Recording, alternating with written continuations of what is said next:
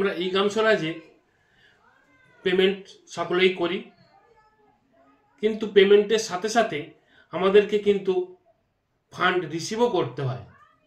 সেই রিসিভ করতে গিয়ে অনেক সময় সমস্যার সৃষ্টি হয়। রিসিভ আমরা কিভাবে করব, ফান্ডকে কিভাবে আমরা রিসিভ করব, এবং ফান্ডের অর্ডার যখন আমরা দেখতে পাবো, অর্ডার কপি, সেটা আমরা সেই রিপোর্টে, আমাদের এই গ্রাম স্বরাজের রিপোর্টে সেটা কোথায় প্রতিফলিত হবে এবং কোথা থেকে আমরা সেই রিপোর্টটা দেখতে পাবো, এবং রিপোর্ট দেখার পর কিভাবে সেই রিপোর্ট দেখে সেই পরিমাণ ফান্ডকে আমরা রিসিভ করতে পারবো, সেই রিসিভ পদ্ধতিটা আমরা এখানে স্টেপ বাই স্টেপ দেখে নেব। ফান্ড রিসিভ কিভাবে হচ্ছে আমরা চলুন আমাদের স্ক্রিনে যাই, স্ক্রিনে দেখে নেব ফান্ড কিভাবে রিসিভ করতে হয় এবং ব্যালেন্স সে কিভাবে সেই ফান্ড অ্যাড করা যায়, সেটাই আমরা আজ স্টেপ বাই স্টেপ দেখে নেব। আমরা যেভাবে ই গ্রাম স্বরাজের মধ্যে পেমেন্ট ভাউচার এন্ট্রি করে পেমেন্ট ছাড়ি, ঠিক সেইভাবেই আমাদের কিন্তু 15 ফিনান্সের যখন বরাদ্দ ফান্ড আসে তখন আমরা সেটাকে আরভি অর্থাৎ রিসিভ ভাউচার হিসাবে আমাদের এন্ট্রি করতে হয় এই গ্রাম স্বরাজের মধ্যে।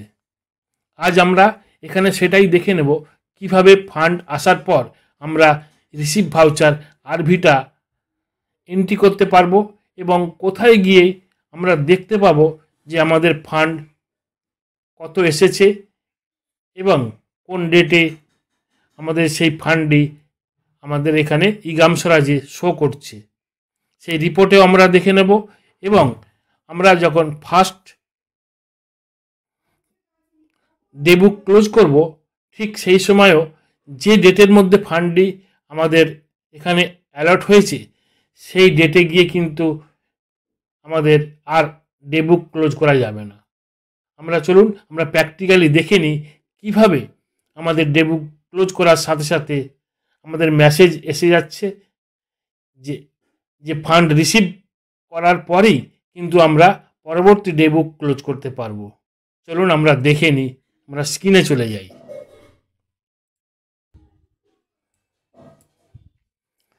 আমরা এখন চলে যাব পিরিয়ড এন্ড প্রসিডিওর।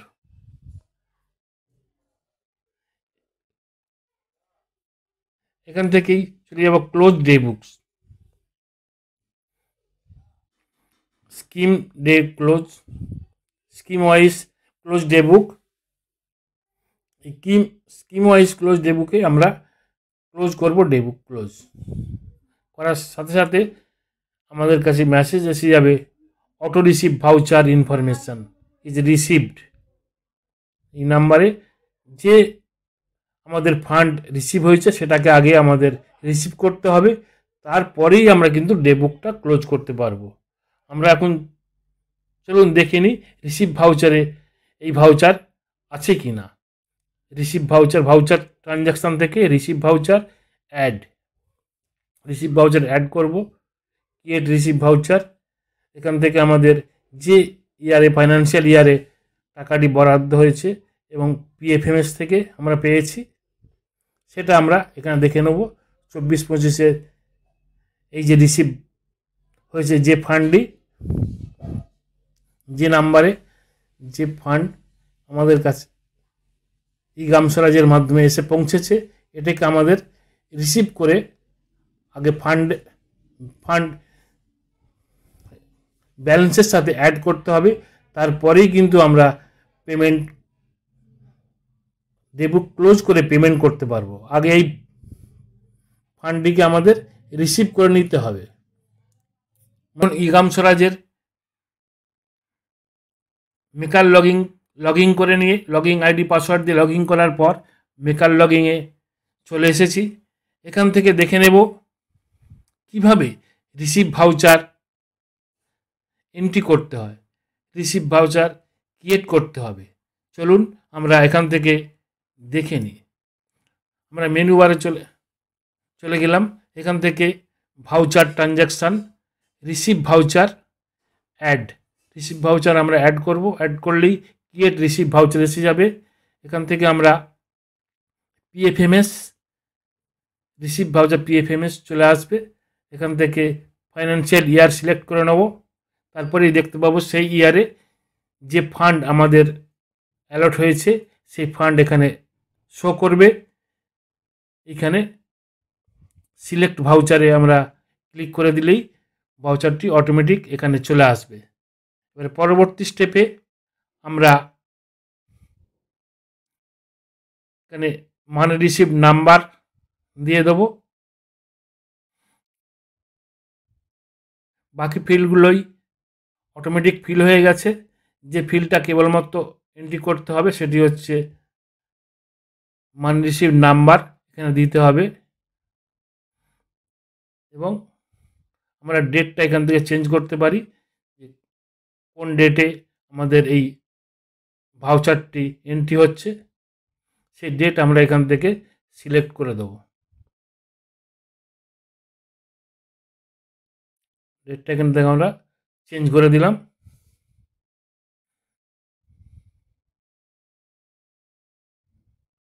এবারে সিলেক্ট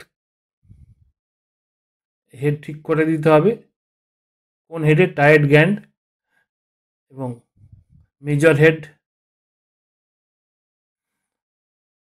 মাইনর হেড এবং কুইক অবজেক্ট হেড। হেডগুলি সিলেক্ট করার পর আমাদের অটোমেটিক ওকে করলেই এখানে চলে আসবে। তারপর আমরা দেখতে পাবো আমাদের অ্যামাউন্টটি এখানে সঠিকভাবে চলে এসেছে। রিমার্কে আমাদের মন্তব্য একটু লিখে দিতে হবে যে কোন ফান্ডের কোন ইনস্টলমেন্ট আমরা এটা পেলাম, এটা রিমার্কে আমাদের উল্লেখ করে দিতে হবে।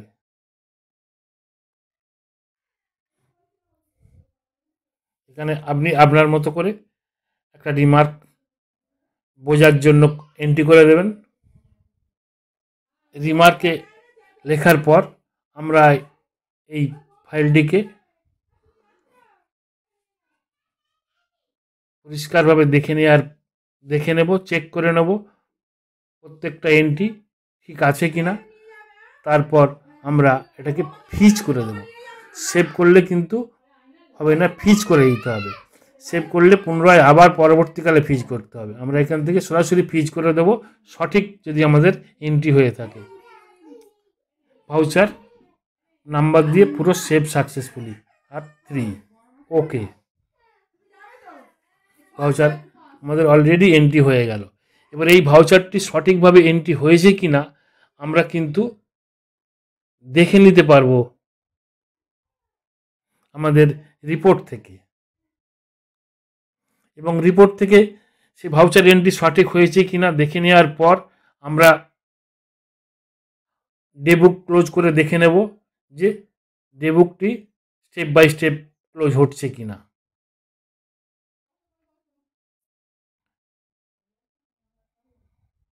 হোমে চলে যাব। এতক্ষণ আমরা দেখলাম কিভাবে রিসিভ ভাউচার এন্ট্রি করতে হয়। রিসিভ ভাউচার এন্ট্রি করার পর আমরা প্রথমেই যেভাবে আমরা ডেবুক ক্লোজ করতে গিয়ে এরর মেসেজের সম্মুখীন হয়েছিলাম, এখন কিন্তু দেখে নেব ডেবুক ক্লোজ করতে গিয়ে কিভাবে কোনো সমস্যা ছাড়াই ডেবুক স্টেপ বাই স্টেপ ক্লোজ হয়ে যাচ্ছে। চলুন দেখে নিই। আমরা এখন মেকার লগিংয়ে ঢুকে গেছি। এই মেকার লগিং থেকে আমরা এখন মেনু থেকে চলে যাব পিরিয়ড এন্ড প্রসিডিওর, এখান থেকে ক্লোজ ডে বুক এবং স্কিম ওয়াইজ ক্লোজ ডে বুক, এখান থেকে 15 ফিনান্স সিলেক্ট করে নিয়ে 21 তারিখ যে লাস্ট ক্লোজিং ডেট সেটাকে আমরা ক্লোজ করব। মেসেজ এসে যাবে ডে বুক স্মুথলি ক্লোজ। পুনরায় পরের ডেটে গিয়েও দেখি ডে বুকটা ঠিক ক্লোজ হচ্ছে কিনা। 22 তারিখ ক্লোজ ডে বুক ক্লোজ। সুতরাং আমাদের কাজ কমপ্লিট। 23 তারিখ ডে বুক ক্লোজ। এরপর আমরা দেখে নেব আমরা হোম স্ক্রিনে ফিরে গিয়ে এখান থেকে আমরা চলে যাব আমাদের ফ্রন্ট পেজে। এই ফ্রন্ট পেজ থেকেই অ্যাকাউন্টিং, তার মধ্যে রিপোর্টিং, এখান থেকেই আমরা দেখব আমাদের রিসিভ ভাউচারটি সঠিকভাবে এন্ট্রি হয়েছে কি না। এখানেও আমরা পিএফএমএস ইন্টিগ্রেটেড রিপোর্টে চলে যাব এবং রিভাইস এমআই স্ট্যাটাস রিপোর্ট, এখান থেকে আমরা চলে যাব রিভাইস এমআই স্ট্যাটাস রিপোর্ট।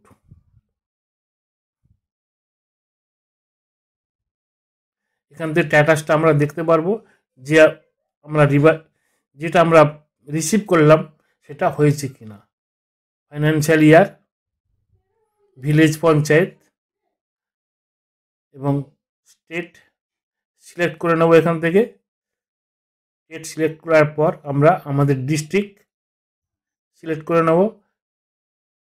ডিস্ট্রিক্টের পর আমরা ব্লক সিলেক্ট করে নেব, কোন ব্লকের আমরা স্ট্যাটাস দেখতে চাইছি। তারপর সিলেক্টেড স্কিম দিয়ে দিলাম 15 ফিনান্স এবং ক্যাপচার কোড এখানে টাইপ করে দেবো।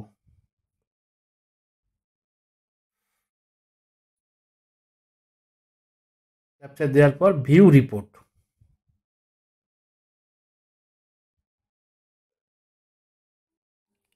ভিউ রিপোর্ট করার সাথে সাথেই আমাদের স্ট্যাটাসটা এখানে চলে আসবে। আমরা যে জিপির ওই ব্লকের আন্ডারে স্ট্যাটাস দেখতে চাইছি সেটা আমরা এখান থেকে পেয়ে যাব। যে ভাউচারটা আমরা এইমাত্র রিসিভ করলাম সেই ভাউচারটির স্ট্যাটাস হচ্ছে কমপ্লিট হয়েছে কিনা। দেখুন কমপ্লিট।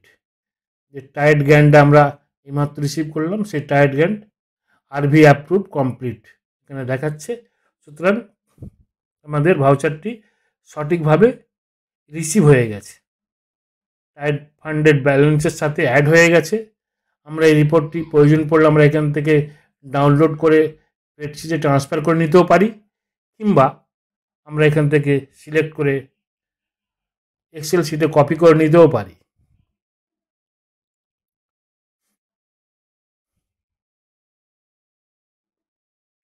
আমরা এখান থেকে দেখতে পেলাম আমাদের টায়ার্ড গ্র্যান্ডের ভাউচারটি সঠিকভাবে রিসিভ হয়েছে। এবার আমরা এখান থেকে ক্লোজ করে দেবো।